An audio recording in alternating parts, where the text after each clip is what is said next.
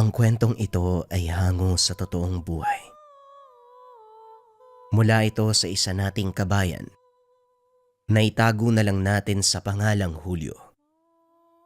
Walang eksaktong taon, probinsya ng Iloilo. Panahon ng hapon. Ito ang pinakamadilim na yugto sa kasaysayan ng ating bansa. Nabalot ng takot at karahasan ang bawat lugar na nasakop ng mga dayuhan. Ngunit maliban sa karasang dulot ng mga mananakop, ito din ang panahon kung saan lumaganap ang mga aswang. At ang kwentong ito ay naganap bago pa magtapos ang pananakop ng Hapon sa ating bansa. Dahil masyado nang magulo sa bayan, nagpasya ang pamilya ni Julio na mamundok. Bagaman mahirap ang buhay dahil malayo sa kabiasnan, mas ginusto ni Mang Mako na manirahan sa masukal na gubat kaysa manatili sa bayan kung saan hawak ng mga Hapon. Magsasaka si Mang Mako, kaya kahit papano hindi sila nawawalan ng makakain. Mahusay itong mangaso at mangisda.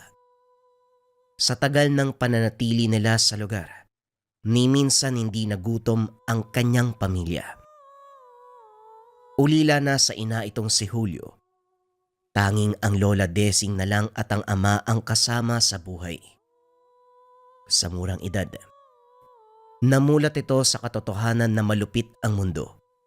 Kaya naman natuto itong mamuhay sa ilang. Kalaunan, nasanay si Julio na mag-isang naglalakad sa gubat. Hinahayaan lang ito ng ama upang makabisado ng binata ang lugar. Upang kung sakaling maabutan man sila ng mga Hapon, madali lang siyang makakatakas. Maliban dito, naglagay ng patibong si Mang Mako sa paligid upang mabilis nilang malaman kung may paparating na kalaban o hindi kaya naman may pumasok sa kanilang lugar. Julio, tandaan mo maigi ang lahat ng mga markang inilagay ko, ha? Sa bawat marka, katumbas ng isang patibong. Kaya mag-iingat ka, lalo na pagdadaan ka sa banging ito ng gubat. Opo, tay. Natatandaan ko naman lahat ng mga tinuro niya sa akin eh. At isa pa, kabisado ko naman po yung gubat, kaya wala kayong dapat alalahanin. Pinapaalala ko lang sa'yo. Dahil ayokong ikaw mismong mahulog sa mga patibong natin. Pag-uusap ng mag-ama habang naglalakad papunta sa sapa. Papandawin ng mga ito ang kinabit nilang mga panggal o panghuli ng ulang at isda. Naunang lumusong sa tubig si Mang Mako upang siguraduhing walang panganib. At nang matiyak na ligtas ang paligid, pinalusong na nito si Julio.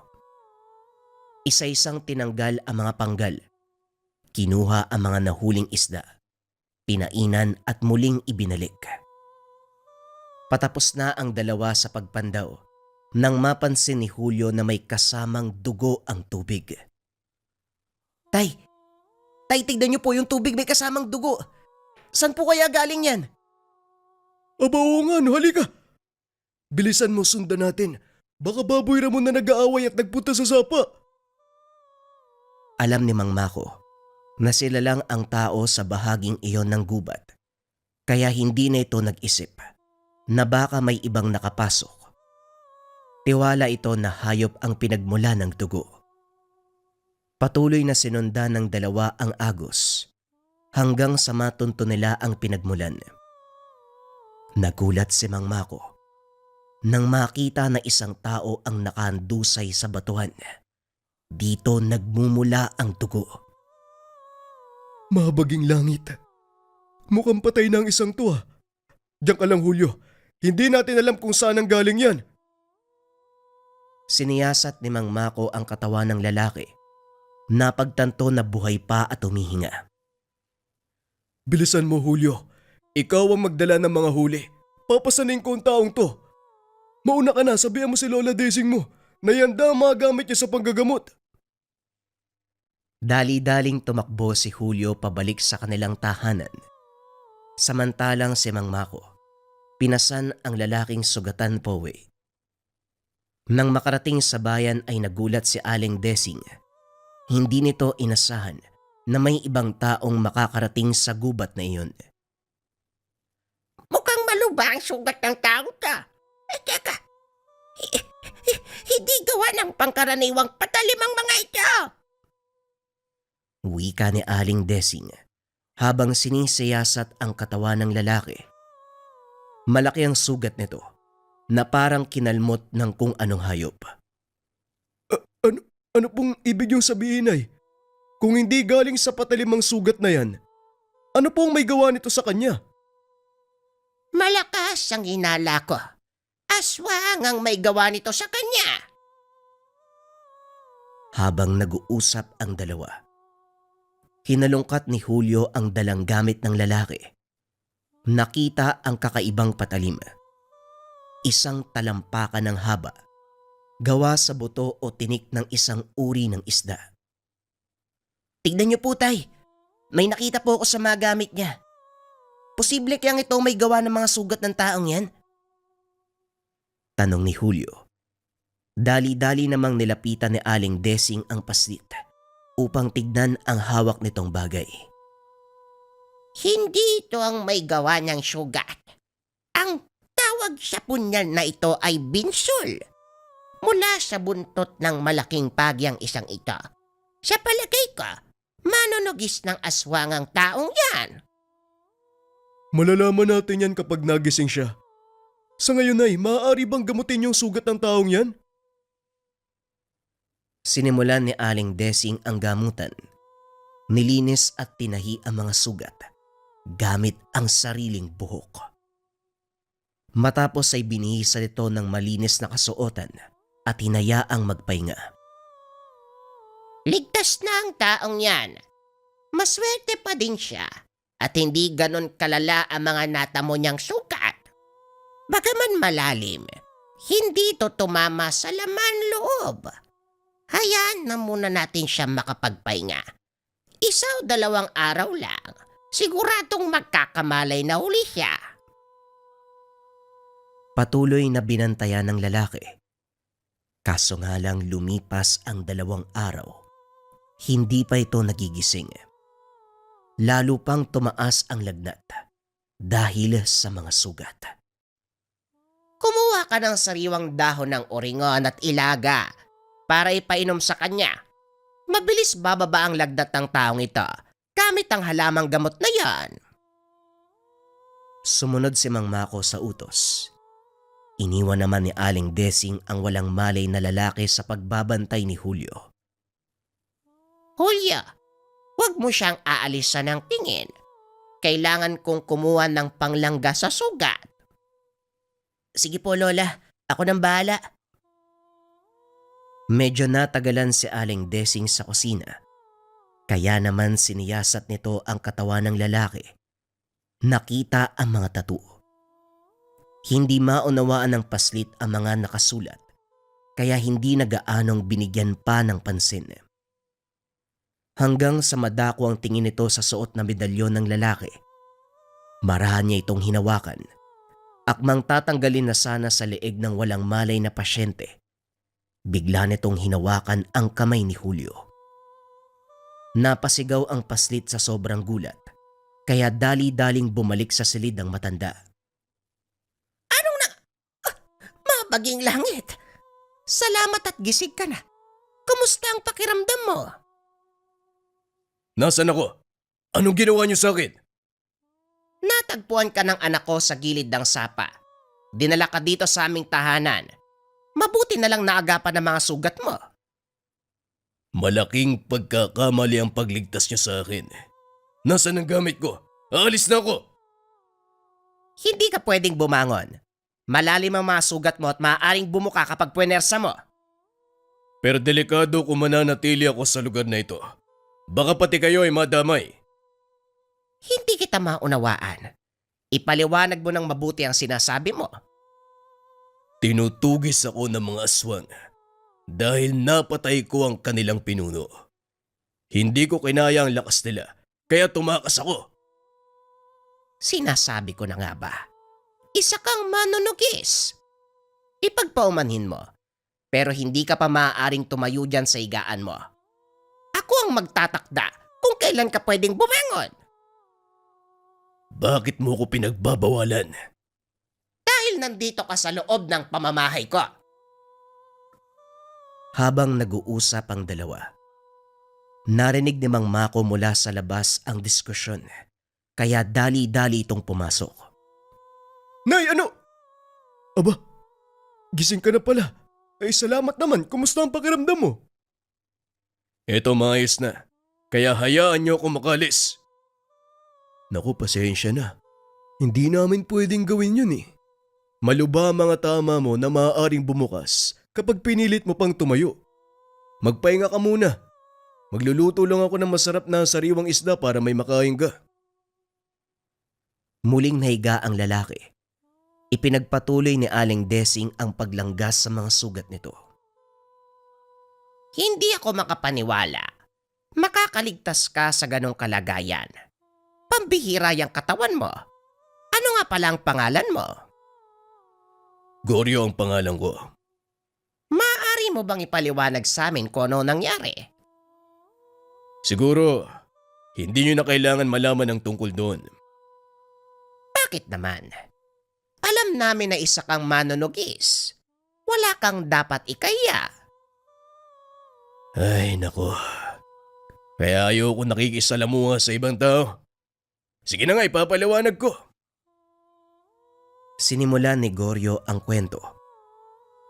Ayon dito, 4 silang magkakasama. Tinugis nila ang pinuno ng mga aswang na nanggugulo sa mga baryo. Nagawa man itong patayin, ngunit hindi tumigil ang mga kasama nito sa paghabol sa kanya para makaganti. Sa kasamaang palad, namatay ang 3 sa mga kasama ni Goryo at tanging siya lamang ang naiwan. Tumakas ito papunta sa kabundukan, pero dahil sa malubhang sugat, hindi na nito kinaya, nawalan ng malay sa pangpang. Alam mong mapanganib ang trabaho ng isang manunugis. Pero bakit mo pa rin itinutuloy? Hindi lang para sa akin ang ginagawa ko. Pinatay ng mga aswang ang aking asawa at kapatid. Gusto kong gumanti. Pero saan ka dinala ng paghihigante? Hindi ba sa kapamakan? Kasama sa tungkulin ko ang panganib. At tanggap ko na kung sakaling mamatay man ako habang ginagawa kong bagay na to. Pero hindi pa rin sapat ang dahilan mo para ibuwis ang sariling buhay, Goryo. Nga pala, ako si Mako. Pwede mo akong tawagin Mang Mako. Ito naman si Julio, nag-iisa kong anak. At ang matandang to ang nanay ko. Gaya mo, pinatay din ng aswang ang ina ni Julio. Pero pinasadyos ko na lang ang lahat. Huwag mo kong itulad sa inyo. May hina lang ang nagsasabi ng ganyan. Tama ka naman. Mahina nga lang ang nagsasalita ng ganito. Pero sa tingin mo malakas ka na? Mahina rin ang pangangatawan ko. Pero hindi ko yung tinignan na hadlang. Gusto ko may pagiganti ang pamilya ko at sapat ang aking dahilan para gawin yun. Kahit ito pa maging dahilan ng aking kamatayan. Hindi ko talaga maintindihan kung bakit may mga kagaya mong tao. Hindi mo na kailangang intindihin. Mas makakabuti pa kung hayaan niyo ako makalis sa lugar na ito. Huwag matigas ang ulo. Hindi pa magaling ang mga sugat mo. Walang nagawa ang binata kung hindi sundin ang sinabi ni Mang Mako at Aling Desing. Nanatili ito sa lugar habang nagpapagaling. Kalaunan napagtanto ni Goryo na napakapayapa ng bahaging iyon ng kagubatan. Kaya naman nagtanong ito kay Julio. Boy, halika dito. May itatanong ako. Ano po yun? Napapansin ko lang. Tahimik yung lugar nyo, no? Kahit merong mabangis na hayop, parang walang naliligaw. Dahil yan sa mga nilagay nila lola na baging sa paligid ng bakod. Walang nakakapasok na mga hayop eh. Kahit nga po aswang, takot lumapit sa amin. Baging? Anong klaseng baging yun? Hindi ko po alam ang tawag. Tara po, tignan nyo. Baka sakaling makilala mo. Nilapitan ng dalawa ang bakod na ginawa ni Mang Mako. Napagtanto ni Goryo kung ano ito. Baging ng sampinit. Meron ding makabuhay. Mabisa nga itong pangtaboy ng mga mababangis na hayop, pati na rin ang aswang. Sabihin mo sa akin, may nalalaman ba ang tatay mo sa lihim na karunungan? Ha? Lihim na karunungan. Ano po yun? Mga bagay na tungkol sa gimat, mutya, dasal, at kung ano-ano pa. Ah, ganun po pala yun. Wala po eh. Si Lola Desing, manggagamot sa baryo namin. Babaylan po kasi yun. Kaya naman pala napakagaling niyang manggamot. Opo, marami pong alam si Lola. Lalo na sa pagtawag ng mga espiritu. Isa din po yun sa dahilan kung bakit tahimik ang lugar na to. Pinapaligiran tayo ng mga kaibigan ng lola ko. Ganun ba? Mukhang swerte pala ako. Nasaan ang Lola Desing mo?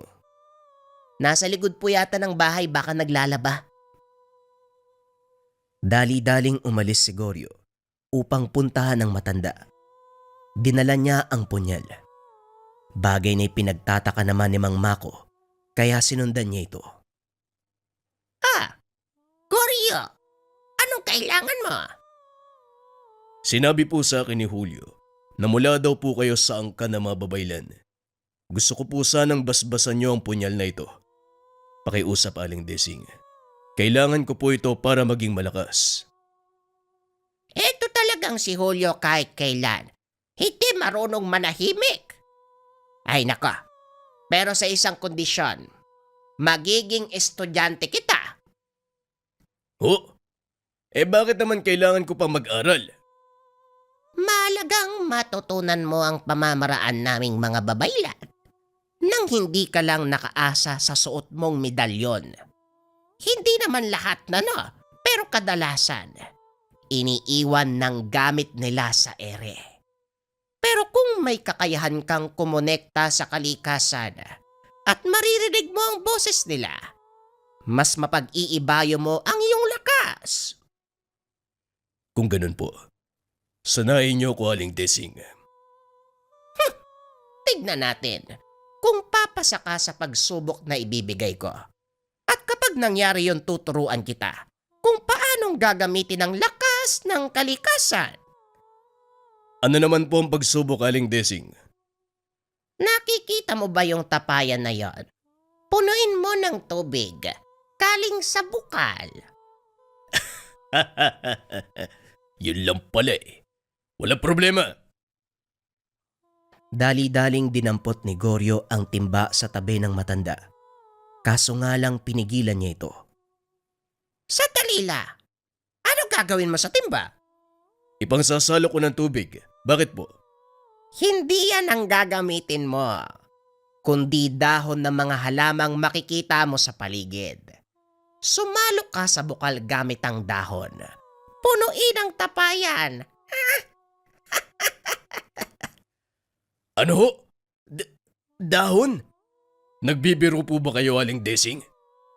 Mukha ba akong nagbibiro? Naku naman, pambihira. Kumuha ng dahon si Goryo. Ang unang nakita ay ang dahon ng badyang. Kaso nga lang habang ginagamit niya ito, nangangati ang kanyang kamay. Ikalawang ginamit ng binata ay ang dahon ng tipulo. Ngunit mabilis lang itong nasira. Inabot ng buong maghapon si Goryo. Kaso nga lang hindi niya malagyan ng tapayan ni isang patak. Naupo ang binata sa gilid ng bukal at napatingala. Nakita ang manipis na dahon ng nyug. Medyo maulan ng mga oras na yun. Kaya naman pumapatak ang maliliit na tulo ng ulan sa dulo ng mga dahon. Dito nakakuha ng ideya ang binata. Binuhat ang tapayan. Inilapit sa tuburan ng bukal. Kumuha ng isang dahon ng nyug upang gawing maliit na alulod. Ilang oras lang ay nagawa itong punuin. Mukhang natutunan mo kaagad ang gusto kong ituro. Opo, naiintindihan ko na hindi lahat ng bagay maaaring idaan sa lakas. Kailangang gamitan ng isipan. Magaling! Ngayon masasabi kong handa ka na para sa susunod mong leksyon. Kinabukasan, madaling araw pa lang ay ginising na ni Aling Desing Segorio. Pupungas-pungas na bumangon ng binata. Sinunda ng matanda sa labas ng bahay. Ano pong gagawin natin dito? Ang dilim pa po ah. Naalala mo ba ang sinabi ko tungkol sa susunod na leksyon? Ang totoo, Goryo, wala nang susunod pa.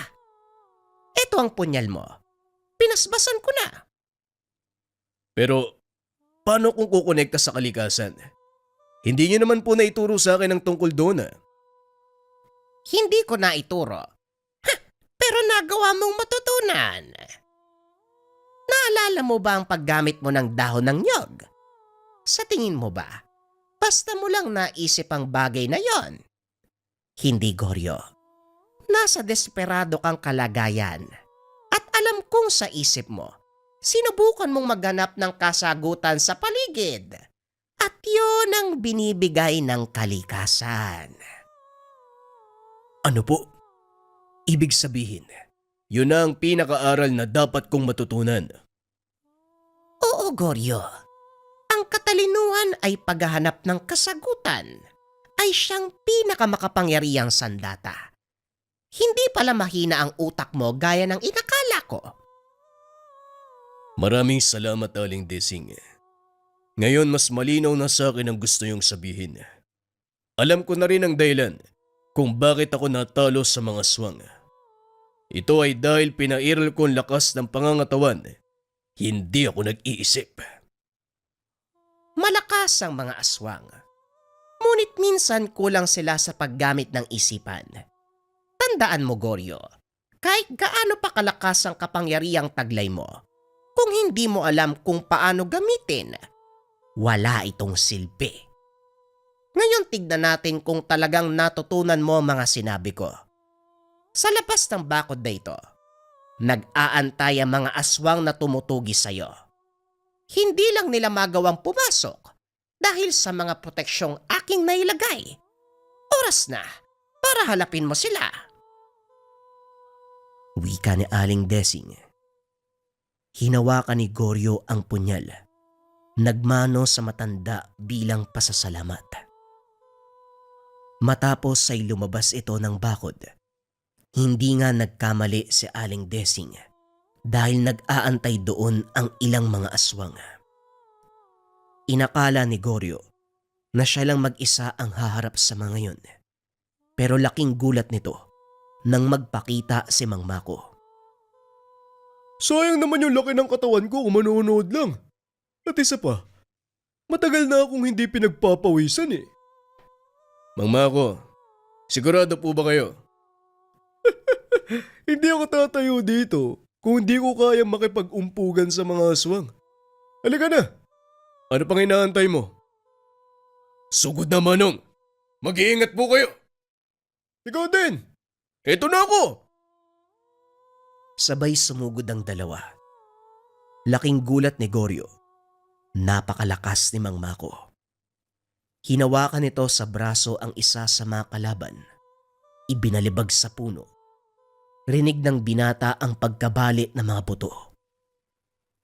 Sunod-sunod na sumugod ang mga aswang. Sinalubong naman ito ni Goryo gamit ang kanyang punyal. Isang maliit na sugat mula dito, maaaring magdulot ng matinding parusa sa katawan ng aswang. Nagpatuloy ang sagupaan ng dalawa. Hanggang sa ilan na lang ang nagpapakita. Ang iba ay nakatago na sa mga puno, nag-aantay ng pagkakataon. Goryo, bakit hindi mo gamitin yung mga tinuro sa'yo ni nanay?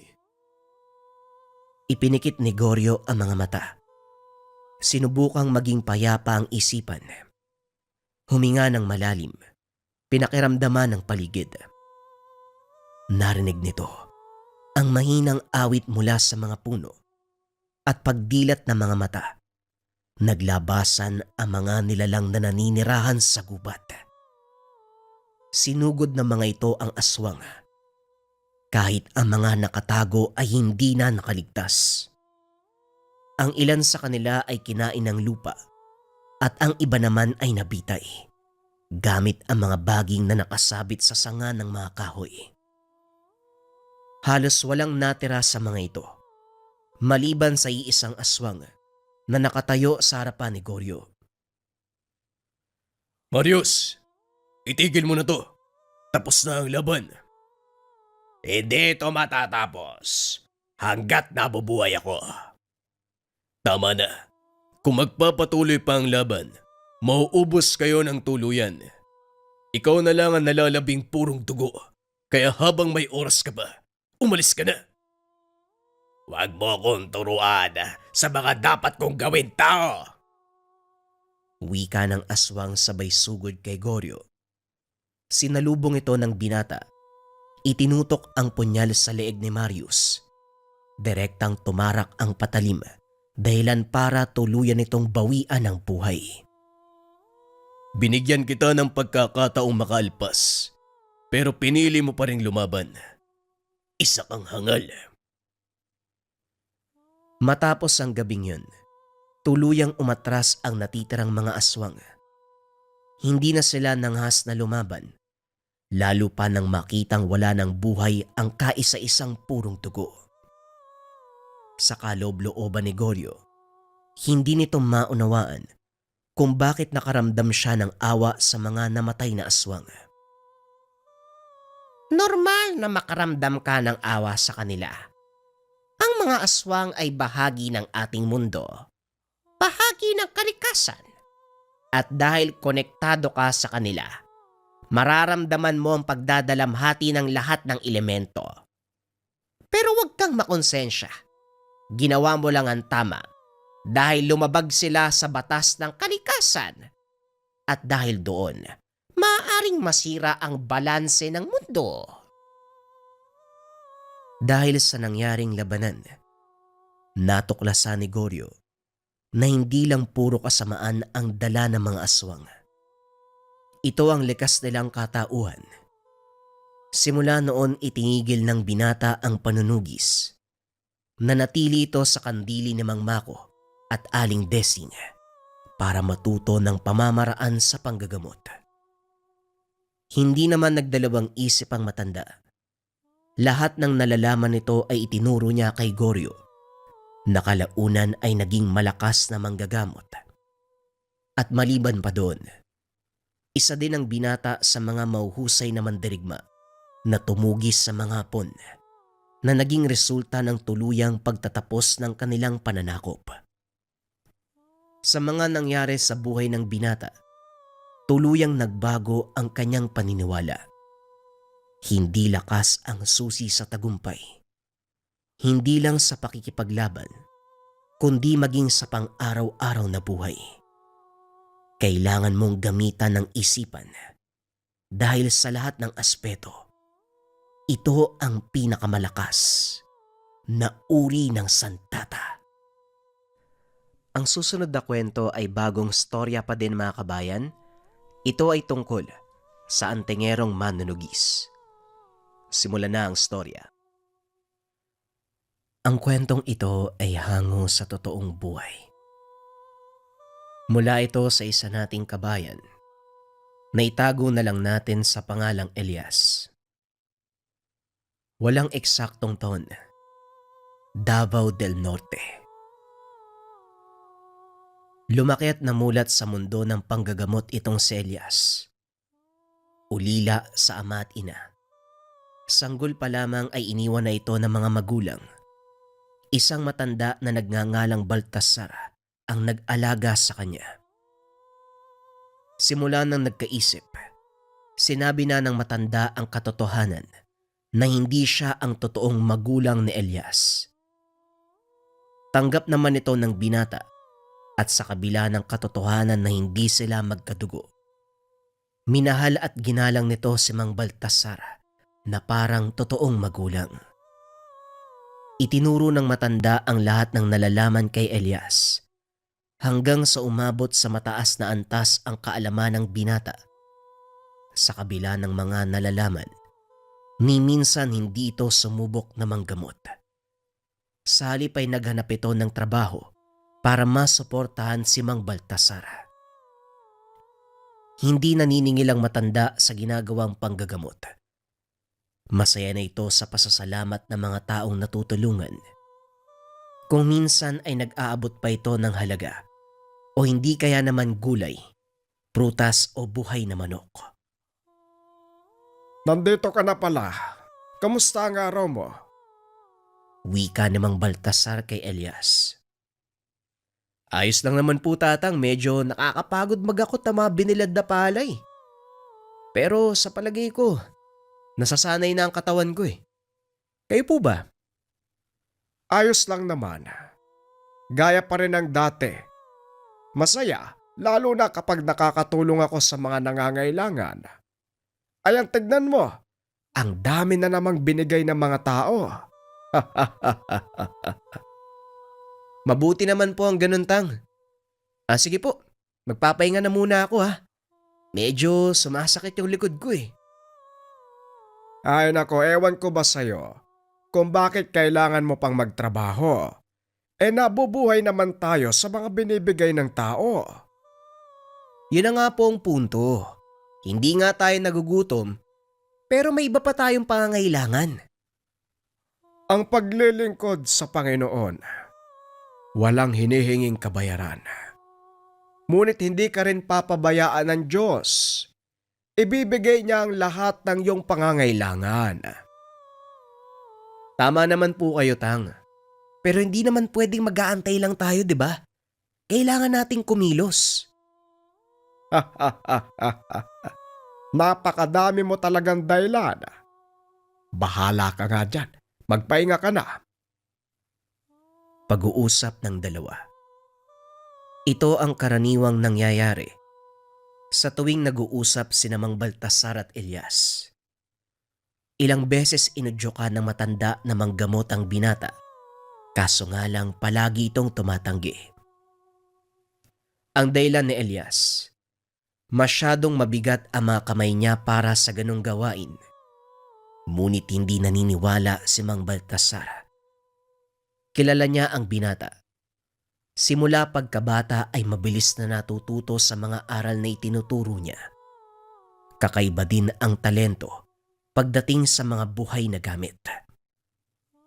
Kaya naman sa tuwing gumagawa ng mga pangontra si Mang Baltasar, si Elias ang bumubuhay ng mga ito. Sa loob ng 25 taon, hindi nakita ni Mang Baltasar ang totoong mga magulang ni Elias. Kaya inisip nito na wala ng pag-asang makita pa ito ng binata. Ngunit sa isang hindi inaasahang pagkakataon, makikilala ni Elias ang kanyang ama. Kalagitnaan ng trabaho, nagbibilad ng palay si Elias.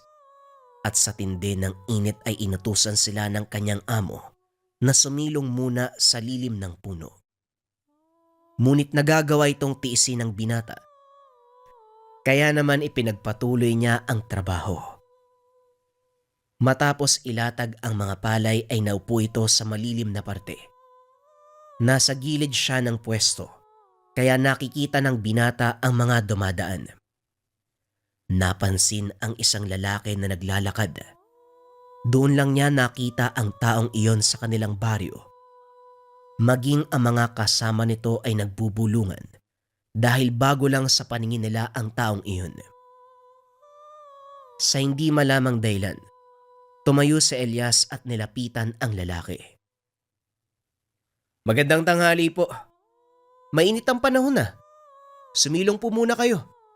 Tara po dun sa puno oh. May baon ako malamig na tubig. Maraming salamat, ang totoo niyan. Kanina pa ako nauuwaw eh. Hindi ko alam kung anong lugar to eh. Mukhang naliligaw pa yata ako. Saan ka ba pupunta? Sa Sitio Napnod. Ito kasi ang tinurong daan sa akin eh. Anong baryo ba to? O ito ang tubig, uminom ka muna. Nandito ka na sa Sitio Napnod eh. Sino bang hinahanap mo? Isang matandang manggagamot. Nakalimutan ko ang pangalan niya, pero kilala siya sa bansag na Tazan. Nagulat si Elias dahil ang hinahanap ng taong yun, walang iba kung hindi si Mang Baltasar. Kilala ko ang taong hinahanap mo, pero anong kailangan mo sa kanya? Tanong ng binata. Biglang sumigla ang pananalita ng lalaki. Hinawakan pa sa balikat si Elias. Talaga? Kilala mo si Tazan? Pwede mo ba akong dalhin sa kanya? Oo naman, kaso may trabaho pa ako eh. Kung makakapag-antay ka, isasama kita sa bahay mamaya. Pero hindi mo pa sinasagot yung tanong ko eh. Ano bang kailangan mo sa kanya? May mahalagang bagay ako itatanong at kailangan ko siyang makausap. Walang problema. Kung matatagalan ka, nauunawaan ko. O sige, kung yan ang gusto mo. Siguro mamayang 4:00 tapos na ako sa pagbibilad ng palay. Magpahinga ka muna dyan. Mukhang pagod na pagod ka eh. Sige, walang problema. Nga pala, Santiago ang pangalan ko. Ako naman si Elias. Ikinagagala kitang makilala, Manong Santiago. Dito na po muna ako ha. Babalik ta rin ko lang yung palay na nakabilad. Kung gusto mo, tutulungan na kita. Naku, hindi na po. Ako nang bahala. Magpahinga na lang kayo. Wika ni Elias. Matapos ay tumakbo ito papunta sa bilaran. Pinagmasdan ni Santiago ang binata. Napansin ito na halos may pagkakapareho sila ng galaw.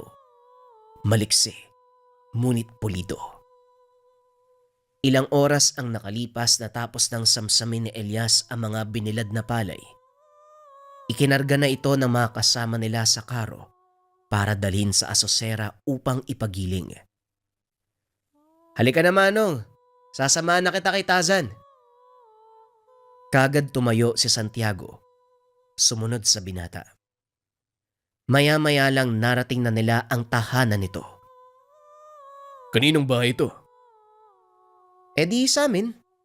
Sandali lang tatawagin ko si Tatang. Dali-daling pumasok ang binata upang tawagin ang matanda. Kaso nga lang nasa kalagitnaan ito ng panggagamot. Tang, may naghahanap po sa inyo, nasa labas po eh. Pasyente ba? Papasukin mo na lang, pasensya na ka mo. Nasa kalagitnaan pa ako ng panggagamot. Sige po, papatuloyin ko na lang. Bumalik ang binata sa labas ng bahay. Pinapasok si Santiago. Hindi kagad ito nakita ng matanda dahil nakatalikod ito habang inaasikaso ang pasyente. Siya ba si Mang Tazan? Oo Manong, kaso abala pa siya ngayon eh. Pakiantay na lang pong matapos. Maiwan ko po muna kayo dito. Maliligo lang ako ha. Magpapakain ng alaga kong hayop. Walang problema. Sige lang, dito lang ako. Wika ni Santiago. Matapos ay lumabas ng bahay si Elias. Nagpunta sa likod upang pakainin ang mga alaga. Maya-maya pa. Natapos na din si Mang Baltasar sa pasyente. Kaya naupo na ito para magpahinga. Ay nako, nakakapagod talaga ang maggamot. Teka lang, magpapahinga ako sandali. Ano nga pala? Hindi na ituloy ni Mang Baltasar ang sasabihin dahil nag-angat ito ng tingin. Nakita niya ang suot na medalyon ng lalaki. Sa hula ko isa kang antingero, tama. Maaari bang sabihin mo sa akin kung anong may tutulong ko? May ilang katanungan po ako. Hinahanap kong nawawala kong anak. May nakapagsabi sa akin na dito sa Baryo Naptod daw siya dinala at nasa pangalaga ng isang manggagamot. Ganun ba? Anong kinalaman ko doon? Ayon din sa taong nagsabi sa akin, kayo po ang kumupkup sa bata. Siguro kung buhay man siya, nasa 25 taong gulang na ang anak ko. Malamang. Pero paano ka nakakasiguro na tama nga ang sinabi sa'yo? Papagkakatiwalaan po ang pinagkunan ko ng impormasyon dahil siya mismo nagdala sa bata. Hindi siya umalis hanggat hindi nasisigurong nasa ligtas sa kalagayan ng sanggol. Kung ganon, maaari mo bang sabihin kung ano ang dahilan at bakit mo piniling ilayo ang sanggol? Tanong ni Mang Baltasar. At para makuha ang tiwala ng matanda, pinaliwanag niya ang totoong nangyari. 25 taon na ang nakakaraan. Nang mga panahong iyon, naninirahan sa kabundukan si Santiago kasama ang kanyang may bahay na noon ay kasalukuyang nagdadalang tao. Tahimik ang kanilang pamumuhay ng mga sandaling iyon hanggang sa nakabangga ni Santiago ang isang grupo ng mga tulisan. Napadaan ito sa kanilang tahanan at pilit na kinuha ang mga imbak na pagkain na mag-asawa dahil sa nagdadalang tao ang kabiyak. Hindi na nanlaban pa ang Ginoo. Kaso nga lang sa kasamaang palad, nabaril ng isa sa mga ito ang asawa ni Santiago. Tinamaan sa dibdib ang ginang, kaya kaagad na namatay. Kabuwanan ng mga oras na yun, kaya pilit na iniligtas ng Ginoo ang bata sa sinapupunan ng may bahay. Himalang nabuhay ang bata at labis na nagpasalamat si Santiago dahil kahit nawala ang asawa, nagawa niyang iligtas ang kanyang anak. Dahil sa masakit na pangyayari, inisip ni Santiago na gantihan ang mga tulisan na pumatay sa kanyang ama. Ngunit hindi niya ito magawa dahil nangangamba siyang balikan ng mga ito at madamay ang sanggol. Naisip ng Ginoo na bumaba sa kapatagan at doon namuhay kasama ang anak. Ngunit sadyang sinusundan ng kamalasan si Santiago dahil muli nitong nakasagupa ang mga tulisan. Nakilala siya ng mga ito at pinagdiskitahan. Pinaggugulpi ang Ginoo hanggang sa mawala ng malay. Mabuti na lamang, nagawa niyang itago ang sanggol sa likuran ng isang puno, kaya naman walang nangyaring masama dito. Saktong may manggagamot na napadaan sa lugar. Nakita ang kalunos-lunos sa sitwasyon ni Santiago. Dali-dali niyang tinulungan ang Ginoo. At habang inaakay, narinig niya ang mahinang iyak ng isang sanggol. Hinanap ng manggagamot ang pinanggagalingan ng iyak. Nakita nito ang anak ni Santiago. Nakalagay sa basket at balot ng mga lumang damit. Aba, kaninong anak to? Wika ng manggagamot. Dito na sumagot si Santiago habang pilit na itinatayo ang sarili. Anak ko yan. Anong sinabi mo anak mo? Teka, ano ba nangyari sa'yo? Mga tulisan. Pinatay nila ang asawa ko. Mukhang alam ko na kung bakit ka nandito. Halika, sumama kayo sa akin ng sanggol na ito. Gagamutin ko yung mga sugat mo. Huwag kang mag-alala. Mapagkakatiwalaan mo ko. Wika ng babaeng manggagamot. Inalalayan itong makalakad si Santiago hanggang sa makarating sa kanyang tahanan. Sinimulang gamutin ng pinsala ng Ginoo. Binigyan ng gatas ang sanggol. Ilang araw ang nakalipas, gumaling ang mga sugat ni Santiago. Ngunit hindi pa rin mawala sa isip ang ginawa ng mga tulisan. Kaya naglakas loob ang Ginoo na hingiin ang tulong ng manggagamot. Alam kong malaki na ang naitulong mo nang iligtas mo ko mula sa tiyak na kamatayan. Kaya naman lulubos-lubusin ko na. Tulong? Anong klasing tulong naman ang maaari kong ibigay sa'yo sa pagkakataong ito? Gusto kong gumanti sa mga taong nanakit at pumatay sa asawa ko. At para magawa ko yun, kailangan kong ilayo ang anak ko. At saan mo balak dalhin? Hindi ko alam. Kaya nga ako humingi ng tulong sa'yo.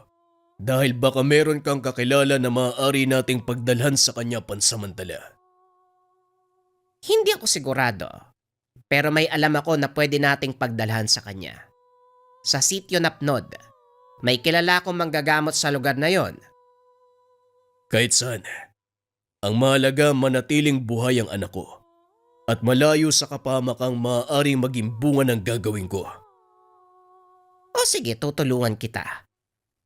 Pero paano mo naman isasagawa ang paghiganti? Hindi ka naman pwedeng lumusob ng mag-isa sa kampo na matulisan. Ako nang bahala tungkol sa bagay na yan. Pakiusap, tulungan mo kung mailayo ang anak ko sa lugar na ito.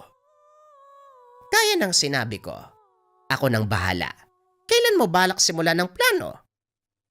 Sa lalong madaling panahon. Bukas na bukas, pupunta ako sa sitio Napnod para siguraduhin naroon pa ang taong yon. Pagkatapos nun, doon ko dadali ng anak mo. Kinabukasan, maagang umalis si Alicia. Nakabalik kinagabihan. Magandang balita. Naroon ang kakilala ko at isa din siyang albularyo. Kaya sisiguraduhin kong mabuti siyang tao. Kung ganun, pumapayag ako na dalhin mo ang anak ko sa taong yan. Bukas ko siya dadalhin sa sitio Napnod. Magpaalam ka na sa anak mo. Pero teka, ano nga pala ang pangalan ng batang to? Siguro ang taong pagdadalan mo na lang ang bahala. Ipapaubaya ko na sa kanya ang pagbibinyag sa anak ko.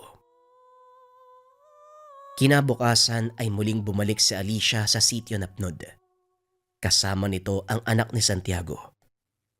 Bagaman masakit sa Ginoo ang mawala ng anak, kinakailangan niya itong gawin para masigurado ang kaligtasan.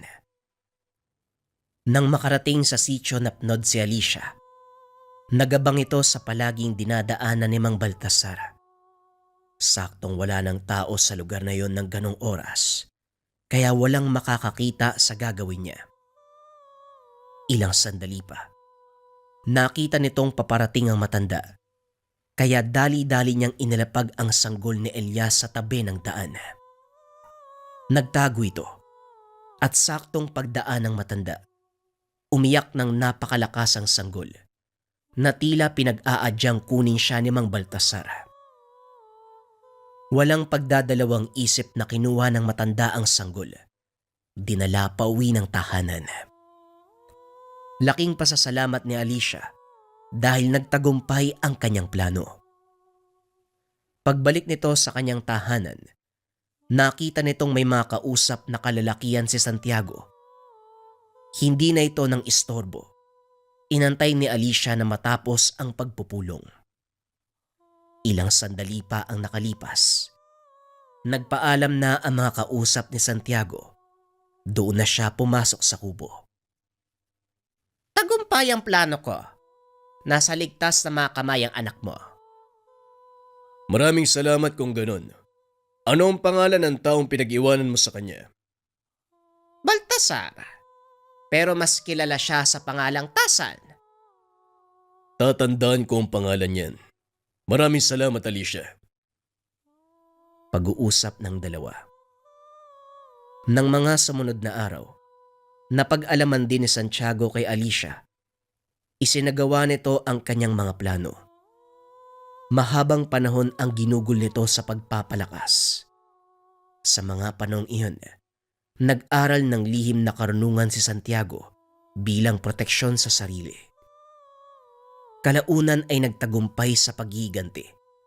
Nabigyan ng hustisya ang kamatayan ng kanyang asawa. Ilang taon pa ang nakalipas. Tuluyang naging mapayapa ang lahat. Dito na naisip hanapin ang kanyang anak. Balik tayo sa kasalukuyan. Si Alicia pala ang nag-iwan ng sanggol sa gilid ng daan. Kumusta naman ang babaeng yon? Hindi na kami uling nagkita eh. Matapos kong gawin ang mga plano ko, wala na akong narinig patungkol sa kanya. Misteryosa talaga ang babaeng yon.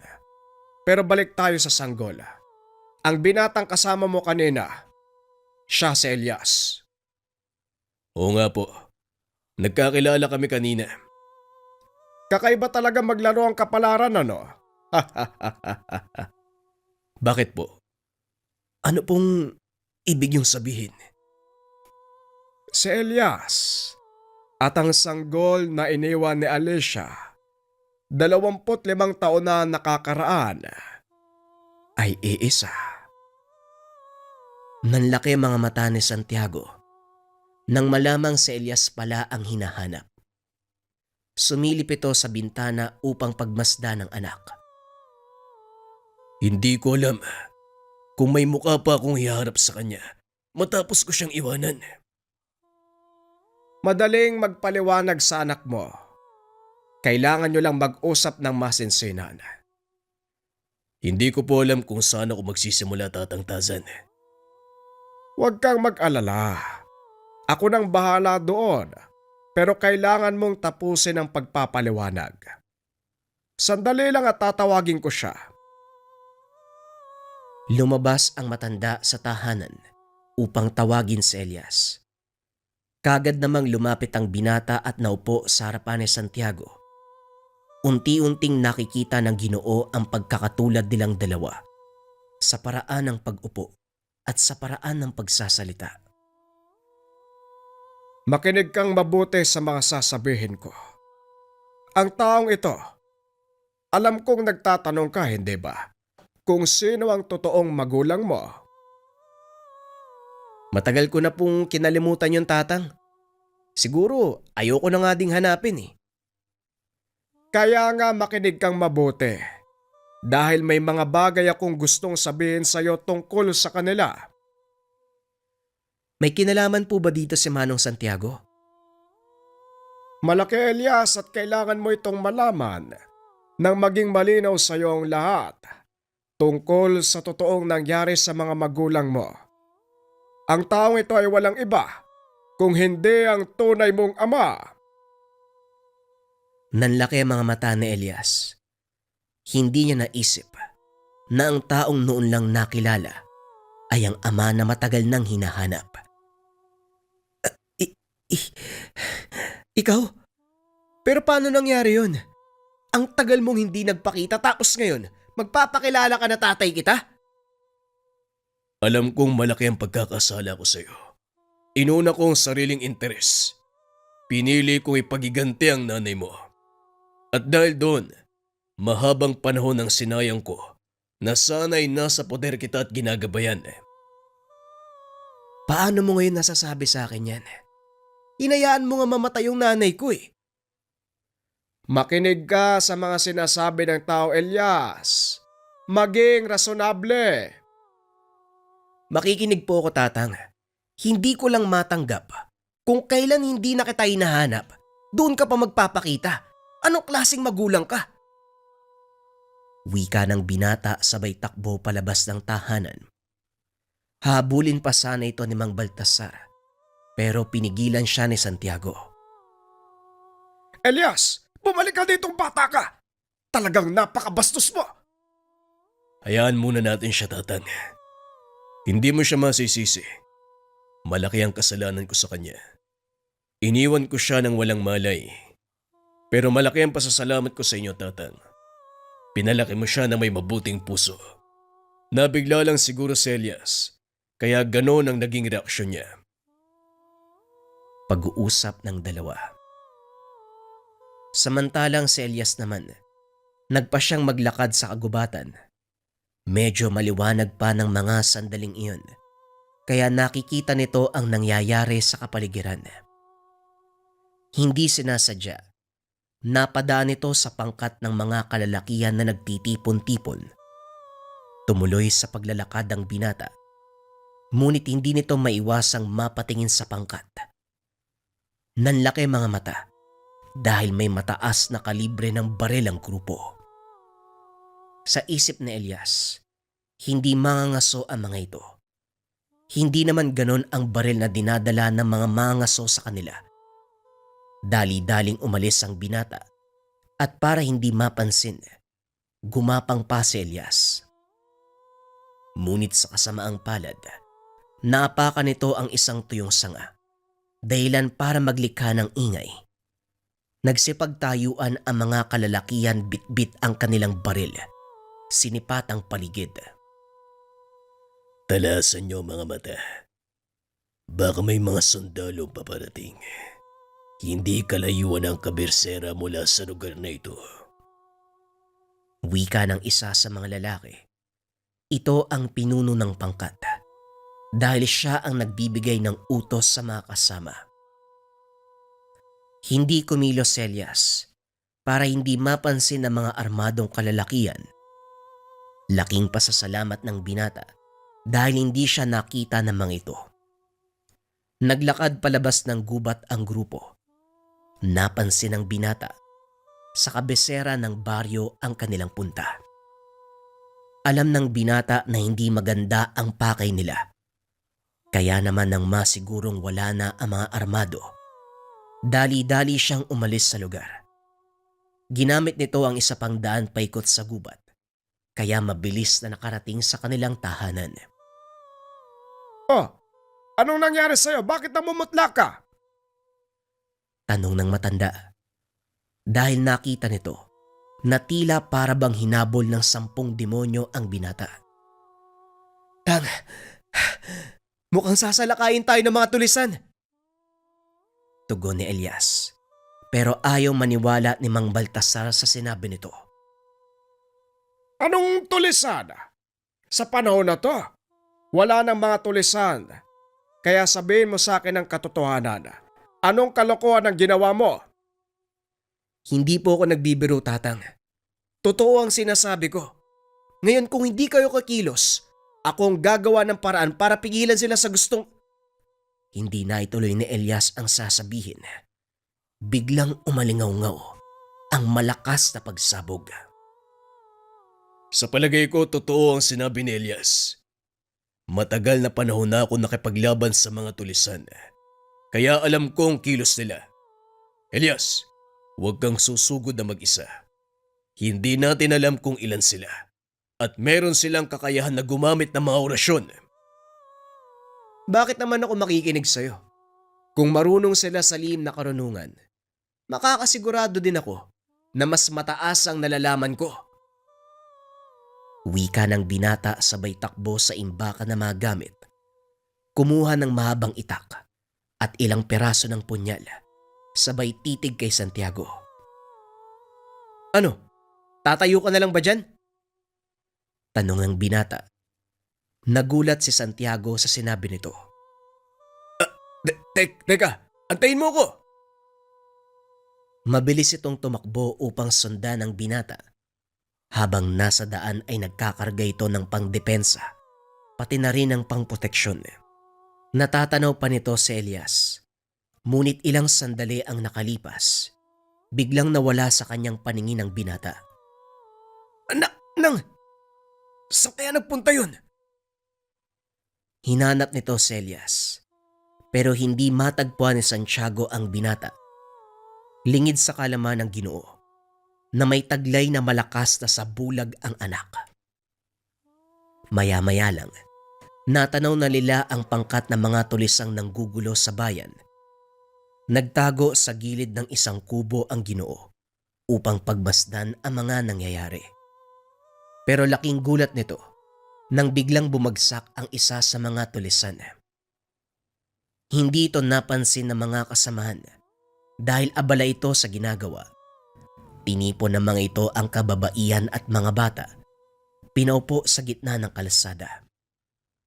Binantayan ng ilang armado ang mga ito.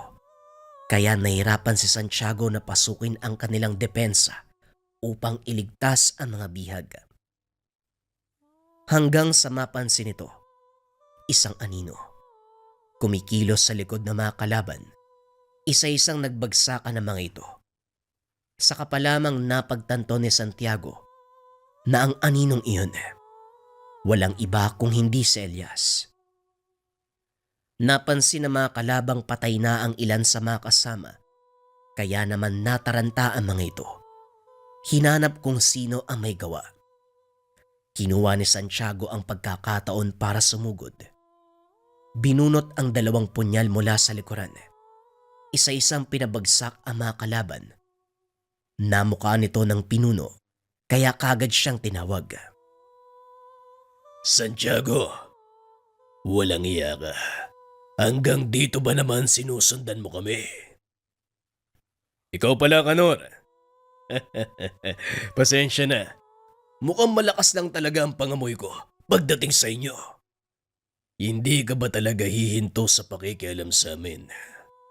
Ito na ang araw na pupugutan kita ng ulo. Hindi yan sinasabi, Kanor. Ginagawa yan. Wika ni Santiago sabay sugod. Habang tumatakbo, pinapaulanan ng bala ng mga tulisan. Ngunit ni isa sa kanila ay walang tumama. Nang magpang-abot si Kanor at Santiago, habang nagbubuno ang mga ito, isa-isang pinapatakas ni Elias ang mga bihag. Pinagpapapatay ang mga nakabantay dito. Bagyang napatingin si Kanor sa mga kasamahan. Nakitang iilan na lang ang nakatayo. Mga walang hiya talaga kayo. Inubos niyo ang natitira kong kasapi. Wika ni Kanor. Desperadong makalis sa lugar. Kaso nga lang hindi niya magawang makaalpas kay Santiago. Hindi ka nag-iisip, Kanor. Maling baryo ang pinasok mo. Kung sakaling wala man ako dito, hindi pa rin kayo uubra dahil sa binatang ito. Wika ni Santiago, sabay turo kay Elias. Nagsama ka pa ng isang pakialamero. Wika ni Kanor sabay sugod kay Santiago. Sa kasamaang palad, naunahan nito ng Ginoo. Tinamaan ng saksak sa tagiliran ang tulisan, dahilan para bumagsak. Ilang beses na kitang binalaan, pero hindi ka pa rin nakinig. Binigyan pa kita ng pagkakataong tumakas, pero nandito ka na naman. Pasensya na, Kanor, pero mukhang dito kay lilibing sa lupain na ito. Hindi na nakasagot si Kanor. Hinahabol nito ang hininga hanggang sa tuluyang bawian ng buhay. Nagawa na ring talunin ni Elias ang mga kasama. Isa-isang tinignan ng mga ito. Dinala sa pagamutan ang mga sugatan. Marami ang namatay, ngunit laking pasasalamat ng mga ito dahil naagapan ang mas malalang kaguluhan. Ilang sandali pa ang nakalipas ay dumating si Mang Baltasar kasama ang isang babae. Napatingin si Santiago. Nanlaki ang mga mata nang makitang si Alicia ang babaeng iyon. Alicia, ikaw nga ba yan? Saan ka nagpunta? Bakit ngayon ka lang nagpakita? Marami akong inasikaso. Naparito ko para ipaalam sana kay Mang Baltasar ang tungkol sa mga tulisan. Mukhang nahuli ako.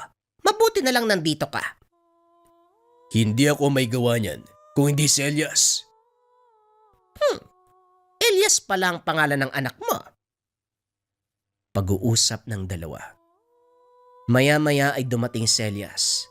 Binati ang ginang. Aling Isyang, bakit po kayo nandito? Sandali, magkakilala kayo? Oo, siya po yung may-ari ng bilarang pinagtatrabahuan ko.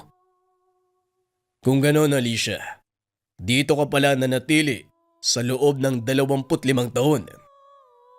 Oo, dahil gusto ko masiguro na babalikan mo pa ang anak mo.